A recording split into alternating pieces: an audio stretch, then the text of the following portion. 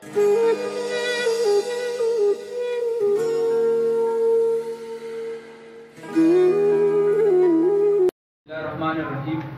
हम बात करेंगे इंडोस्केलेटन के बारे में। अब इंडोस्केलेटन देखा जाए तो वो स्केलेटन जो हमारे बॉडी के अंदर पाया जाता है, इनसाइड पाया जाता है, उस स्केलेटन को हम नाम देते हैं इंडोस्केलेटन का नाम। अब देखें, स्केलेटन भी तीन तरह के होते हैं। हमारे जानदारों के अंदर स्केलेटन भी तीन तरह के होते हैं। एक होता है इंडोस्केलेटन, एक्सोस्केलेटन और दूसरा होता है हेटेरोस्केलेटन। तीन तरह के स्केलेटन होते हैं। अब हेटेरोस्केलेटन की बात करें तो कुछ ऐसे जैसे कि आर्थ्रोम है, ये क्या करते हैं, अपने को वाटर के जरिए अपने बॉडी को मेंटेन रखते हैं, अपने बॉडी को सस्टेन करते हैं। तो ये एक किस्म का स्केलेटन है, ठीक है।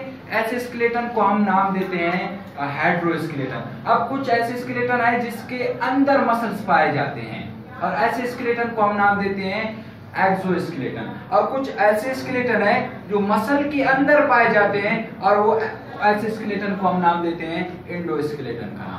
अब बेसिकली हम आज इंडोस्केलेटन पर बात करेंगे, क्योंकि जो ह्यूमंस है, जो जानदार है, ज्यादातर इनमें इंडोस्केलेटन पाया जाता है। अब जो इंसेक्ट्स वगैरह हैं, इनमें जो हशरात है, इनमें ज्यादातर एक्सोस्केलेटन पाया जाता है। इस पर हम बात नहीं करेंगे। अब जो बड़े मेजर एलिमेंट्स है, उनमें इंडोस्केलेटन पाया जाता है। अब बेसिकली जो इंडोस्केलेटन है, इसे दो टाइप में डिवाइड की गई है हमारे बॉडी में। एक को कहा जाता है बोन, एक को कहा जाता है बोन, दूसरा है कार्टिलेज, कार्टिलेज। बेसिकली दोनों इंडोस्केलेटन में आते हैं। बोन भी एक इंडोस्केलेटन है और दूसरा कार्टिलेज। इन दोनों को मिला के हम कहते हैं कि ये इंडोस्केलेटन है। अब बोन क्या है? बोन की अगर डेफिनेशन की बात करें तो पहला पॉइंट ये होता है कि bone is a connective tissue.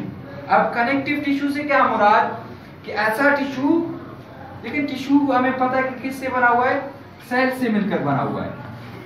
बहुत सारे सेल मिलके एक टिश्यू फॉर्म करते हैं। अब जो अगर हम बात करें, जब फाइबर्स के अंदर जो सेल है, उसके अंदर फाइबर्स मौजूद हो, ठीक है, कुछ इस तरह के, तो this is called connective tissue.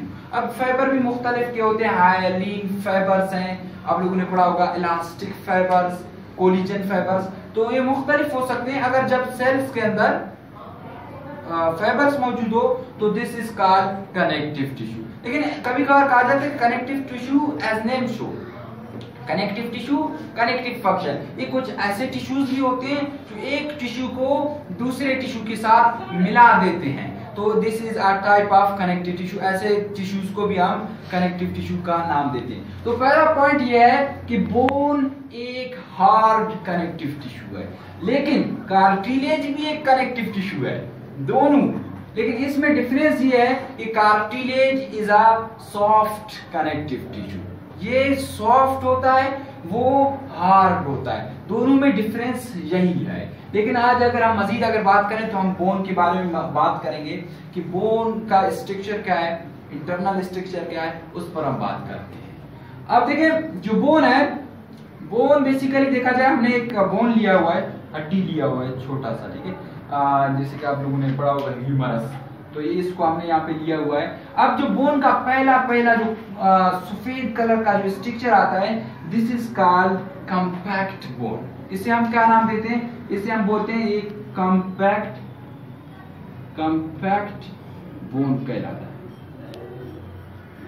जो सख्त, जो पहला हार्ड जो पोर्शन आता है बोन का, उसे हम कॉम्पैक्ट बोन का नाम देते हैं। फिर अंदर आप जाते हैं तो छोटे छोटे आपको सुराख नजर आते हैं, छोटे छोटे होल नजर आते हैं, तो उस पार्ट को इसका स्पंजी बोन का नाम देते हैं। फिर उसके बाद आप जब मजीद जाएंगे बोन में, तो आपको एक फ्लूइड नजर आएगा, एक केविटी नजर आएगा। उस केविटी को हम बोन मैरो का नाम देते हैं, बोन मैरो का नाम देते हैं। अब बेसिकली देखा जाए, जो बोन मैरो